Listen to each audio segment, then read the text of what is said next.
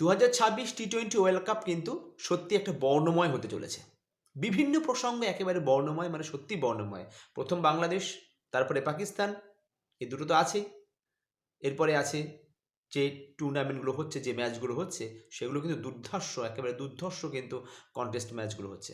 নেপাল, তার সঙ্গে ইংল্যান্ডের ম্যাচ, মাত্র নেপাল 4 রানে পরাজিত হয়েছে। ইংল্যান্ড কিন্তু হারতে হারতেও শেষ পর্যন্ত জিতে গেছে। সঙ্গে আমাদের ছিল আফগানিস্তান, দুর্দান্ত ব্যাট করেছে Afghanistan. Welcome all over cricket Facebook পেজে সকলকে স্বাগত। আমি শান্তনু চক্রবর্তী আবারও চলে এসেছি আপনাদের সঙ্গে আর একটা নতুন ভিডিও নিয়ে। এবং ইন্ডিয়া যে প্রথম ম্যাচটা খেলেছিল আমেরিকার সঙ্গে, সেখানে কিন্তু ইন্ডিয়া একদম ভালো খেলেনি। ইন্ডিয়ার মতন করে কিন্তু ইন্ডিয়া খেলেনি। এই 2 বছর ধরে ইন্ডিয়া যেরকম খেলছে সেরকম কিন্তু মোটেও খেলেনি। কারণ আমেরিকার বোলিং অ্যাটাক, দুর্ধর্ষ বোলিং অ্যাটাক বলতে হবে। ইন্ডিয়ার ব্যাটিংকে কিন্তু তারা ধরাশায়ী করে ফেলেছে, একদম ধরাশায়ী করে ফেলেছে। পরপর কোনো ব্যাটসম্যান, একমাত্র সূর্যকুমার বাদ দিয়ে কিন্তু কোনো ব্যাটসম্যান দাঁড়াতেই পারেনি। আপনি কার কথা বলবেন? অভিষেক শর্মা, ঈশান কিষান, তিলক ভার্মা, রিঙ্কু সিং, হার্দিক পান্ডিয়া, দুবে, অক্ষর প্যাটেল, কোনো ব্যাটসম্যান কিন্তু দাঁড়াতে পারেনি ইন্ডিয়ার। সেখানে কিন্তু কৃতিত্ব দিতেই হবে আমেরিকার বোলিংকে। দুর্ধর্ষ বোলিং, আমেরিকার বোলিং, স্যালুট। কিন্তু ঠিক সেই সময়টাই কিন্তু অধিনায়ক হিসাবে একদম মোক্ষম ইনিংসটা কিন্তু সূর্যকুমার খেলে গেছেন। যাই হোক, এই বিশ্বকাপে কিন্তু বলতে হবে ভারতের যে ব্যাটিং লাইন আপ, একটা কোলাপস হওয়ার একটা সম্ভাবনা থাকে, সেটা প্রথম ম্যাচেই কিন্তু ভারতের ব্যাটিং লাইন আপ কিন্তু কোলাপস করে গেছে। অতএব আমরা আশা করব পরবর্তী ম্যাচগুলোতে কিন্তু এই পরিস্থিতি আর হবে না। এখান থেকে শিক্ষা নিয়ে আমরা পরের ম্যাচগুলোতে ফিরে আসব। অবশ্যই সেটা ভাবনা চিন্তা থাকবে। এবার আসবো পরবর্তী কথা। বাংলাদেশ, সত্যি বাংলাদেশ কিন্তু হাই হাই করছে এই টুর্নামেন্ট হতে, বিশ্বকাপ থেকে নিজেদেরকে সরিয়ে নিয়ে। যেখানে সিকিউরিটি প্রবলেম ছিল সেটা একদমই ভুয়ো কথা। তারা এখন হাই হাই করছে, কি করব ছেড়ে দে মা কেঁদে বাঁচি। এরপর চলে যাই পাকিস্তানের কথা। পাকিস্তান 15ই ফেব্রুয়ারি যে ভারতের সঙ্গে খেলা রয়েছে, সেখানে তারা খেলবে কি না খেলবে না, এটা একটা প্রথমে বলেছিল খেলবো না। তবে আমরা সবাই বলেছি পাকিস্তান কিন্তু খেলবে 15 তারিখ।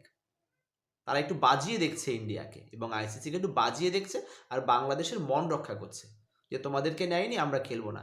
বাংলাদেশ প্রেমীরা, বাংলাদেশের মানুষ এই ভুলটা কিন্তু বুঝবেন না যে পাকিস্তান খেলবে না। পাকিস্তান অবশ্যই খেলবে, নাহলে টুর্নামেন্ট থেকে নিজেকে সরিয়ে নিত। যদি আপনাদের এতই ভালোবাসতো, এতই সাপোর্ট করতো, তাহলে পুরো টুর্নামেন্ট থেকে পাকিস্তান নিজেদেরকে সরিয়ে নিত। সেটা নেয়নি, শুধুমাত্র ইন্ডিয়ার সঙ্গে খেলবে না। কেন হে বাবা? ইন্ডিয়ার আয়োজন করা টুর্নামেন্ট তোমরা খেলতে পারছো, ইন্ডিয়ার সঙ্গে খেলবে না? কি এটা ফাজলামি হচ্ছে? ঠিক আইসিসিও কিন্তু ঠিক চাবিটাই দিয়ে দিয়েছে। আইসিসিও বলেছে যদি হয় তোমরা খেলবে, না হলে টুর্নামেন্টের বাইরে যাবে। অতএব আগের ম্যাচটা যেহেতু পাকিস্তান খেলেছে এবং জিতেছে, অতএব পরের ম্যাচ কিন্তু পাকিস্তান অবশ্যই খেলবে 15 তারিখে, এটা আমরা আশা রাখি। কারণ পাকিস্তান তো, এদের কথার বিশ্বাস নেই। এরা অবসর নিয়ে টিম প্লেয়ার আবার ফিরে আসে। এবার দেখার পাকিস্তান আইসিসির কথা রাখে নাকি তাদের দেশের প্রধানমন্ত্রীর কথা রাখে। এটাও কিন্তু এটা পাকিস্তানের দেখার বিষয়, এটা মজার বিষয়। পাকিস্তান এবার পড়েছে প্যাচে, আমরা প্রধানমন্ত্রীর কথা রাখবো না আইসিসির কথা রাখবো। তারপরে পাকিস্তান আবার কিছু হাস্যকর যুক্তি দেখিয়েছে। আমরা এই টুর্নামেন্ট খেলতে পারি ভারতের সঙ্গে, তার মধ্যে মানে আমাদের কিন্তু কিছু কথা মেনে নিতে হবে। কীরকম? আমাদের সঙ্গে ভারতের দ্বিপাক্ষিক সিরিজ খেলতে হবে, বাংলাদেশকে এর ক্ষতিপূরণ দিতে হবে, আমাদেরকে টাকা দিতে হবে, ভ্যারাইটিস, ভারত পাকিস্তানে গিয়ে খেলতে হবে, সব রকম। আইসিসি বলেছে এত কিছু আমরা শুনতে পারবো না, তোমরা খেলবে কি খেলবে না। যদি খেলো তাহলে ভালো, না হলে পুরো টুর্নামেন্টের বাইরে যাও।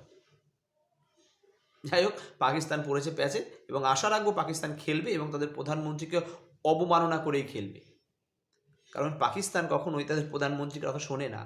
এরা প্রধানমন্ত্রী ডানে বললে ওরা বায়ে চলে। এটা হয়, এটা পাকিস্তানে সম্ভব, এখানেও হবে। পাকিস্তান খেলবে এবং 15 তারিখ আমরা একটা ভালো ম্যাচ অবশ্যই দেখব। আরও কথা বলার আছে, যে কথাগুলো না বললেই নয়। এই টুর্নামেন্ট কিন্তু আরও চিত্তাকর্ষক, আরও দুর্ধর্ষ হতে যাচ্ছে। এইসব টিমগুলো, যেখানে যখন শ্রীলঙ্কায় যাবে খেলাগুলো, এবং ইন্ডিয়াতেও আছে, ইডেন গার্ডেনে খেলা আছে, পরপর খেলাগুলো আসবে। আমরা নেপাল টিমটাকে নিয়ে বলছিলাম, নেপাল টিমটাকে যত বলবো নেপাল টিমের সম্পর্কে কম বলা হবে। সত্যি নেপাল বিশ্ব ক্রিকেটে কিন্তু উঠে আসছে দুর্ধর্ষ একটা টিম হিসাবে, দুর্ধর্ষ একটা টিম হিসাবে নেপাল যা খেলছে, নেপালের মানুষের মধ্যে ক্রিকেট সম্পর্কে যা আগ্রহ, দুর্দান্ত, অসাধারণ নেপাল ক্রিকেট টিম। স্যালুট। আসবো পরের ভিডিওতে, এবং অবশ্যই যারা ইউটিউব থেকে দেখছেন, শান্তনু চক্রবর্তী ইউটিউব চ্যানেল অবশ্যই সাবস্ক্রাইব করে থাকবেন, সঙ্গে থাকবেন, এবং পাশে নোটিফিকেশান যে বেল আইকন আছে অবশ্যই চাপিয়ে রাখবেন, যাতে প্রত্যেক ভিডিও সর্বপ্রথম আপনার কাছে পৌঁছায়। Thank you.